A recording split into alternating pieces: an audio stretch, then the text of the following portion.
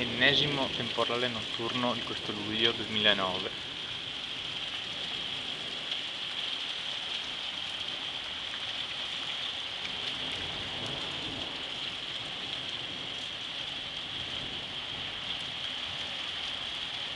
Questa è la seconda cella che ci interessa questa sera.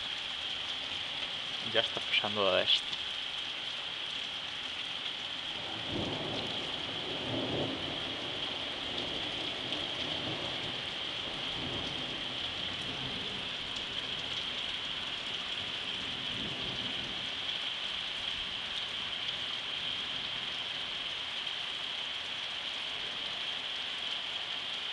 A differenza di ieri, molti più fulmini all'interno delle nubi rispetto che nubi terra, come la notte scorsa.